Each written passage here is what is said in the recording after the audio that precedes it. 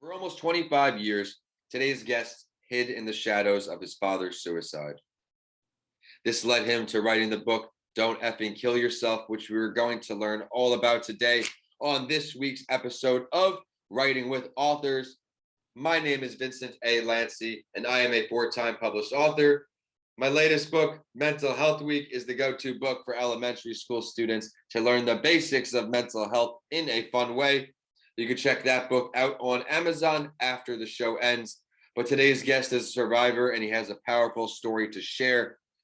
His fight to survive with him and his father's shared mental illness, combined with, as what he calls, the deep terror of walking his path to his own inevitable suicide, almost destroyed him.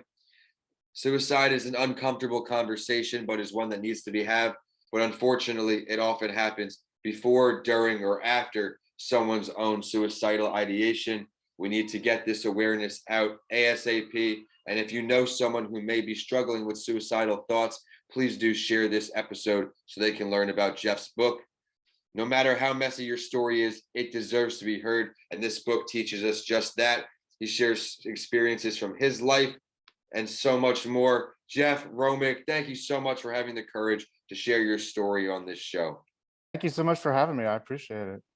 Would you mind giving our audience a little personal introduction of who you are before we dive into book talk?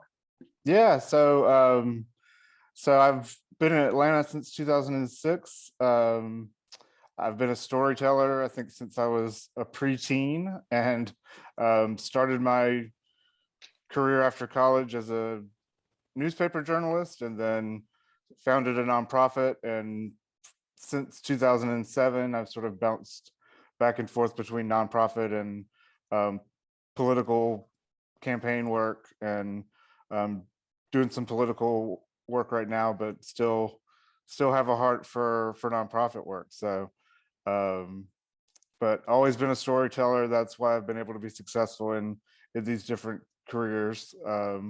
Sort of the through line of my life. Seems writing's always been a passion for you, which means this is going to have a lot of golden nuggets in this episode. I'm going to have to connect you to Josh Grenowitz, expert storyteller out in Chicago, Illinois.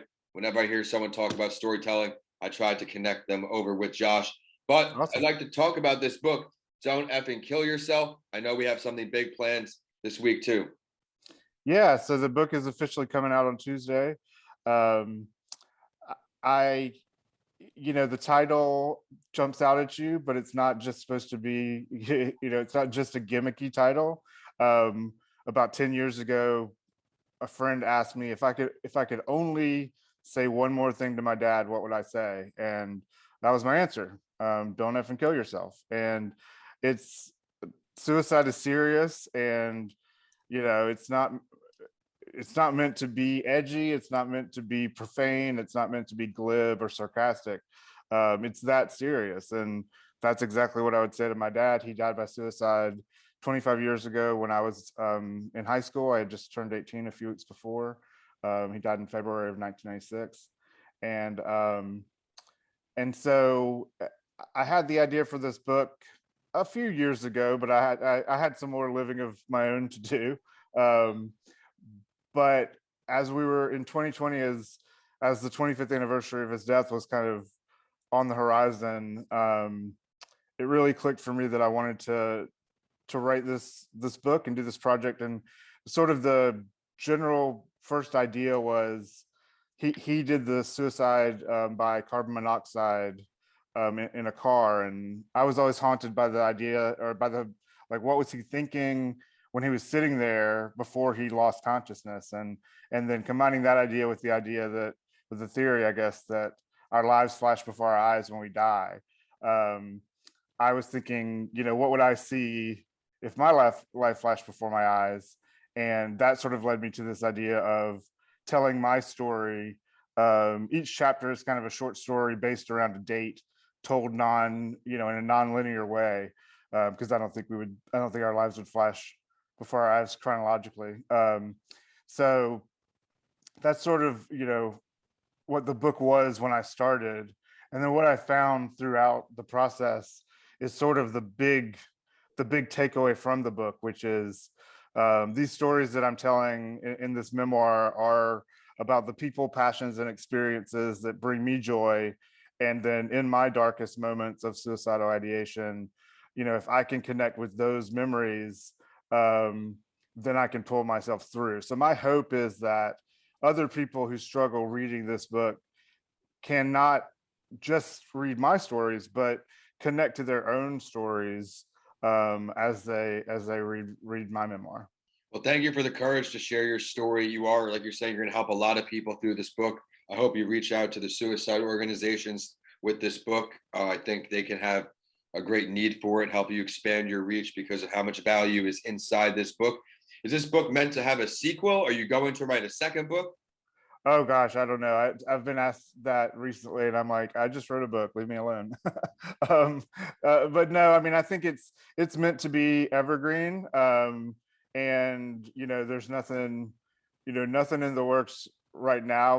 My goal with this was, write it, finish the project, face off against all the emotion that comes with this, and get it published, and then I really just want to focus on getting it to as many people as possible to help folks who are struggling. So that's where I want my efforts to go. Definitely valiant efforts, and I'm very glad that you're doing this because of my podcast, The Mental Health Break. If you can't tell by now, he's going to be a guest on there too. I come across suicide quite a bit and suicide experiences with what loved ones. So I think that your book just spread across that audience will help a lot of people. What advice can you give on this show for writing advice to our audience? I think first off, set goals that are achievable. I mean, for me, this has never been about sales numbers or money or when I started, I set 3 goals. The first one was just write the book, do the project, like dig in, face off against sort of all of my own memories and my own mental illness and my trauma relationship with my dad, and just finish, right? And then the second goal was to figure out how to get it published, and then the third goal is to impact as many people as I can. And so I think if you set, so right now, it's written, it's published as of next Tuesday, and then now it's just about trying to help as many people as possible. And it's already changed my life because of the work that I did personally through writing this book.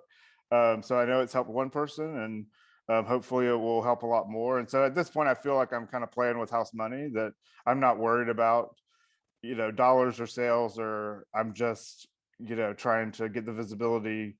um you know so set goals that are achievable. I think that's the first one. And I think the second thing is, when you figure out how you're going to write your book, you really tailor the how of that to your own work style. If writing for an hour a day is where you thrive, then do that. For me, it was, the cool thing about my approach to this book is it is a series of short stories, basically, from my life, that has a story arc. But that way I was able to, I had this sort of master list of stories I was going to tell. And so,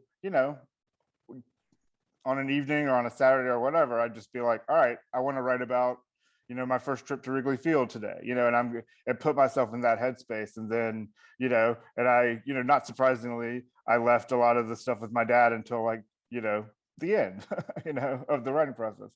But that way I could just sort of navigate it and be in control of it and not feel like, I have to write in some certain way. But I really designed a process on this book to tailor to my own strengths and what I would make it fun for me and not just a chore. Create a process that works for you. What works for some people doesn't work for other people. And if you've heard some of my podcasts, you've heard me say that before. Jeff, where can people find this book? Where can people say hello? Yeah, so on Twitter and Instagram, it's at DFKY Book. And then I've also started a companion nonprofit called Suicide Survival Stories. And so the website, and the book is located on that website too. So the website is suicidesurvivalstories.org. And the Twitter and Instagram for the nonprofit is at share with SSS on both channels. Jeff, I want to thank you so much for stopping by, having the courage again to share your story. Everyone, if you know someone struggling with these thoughts, please refer them to this episode or the website for Jeff's book.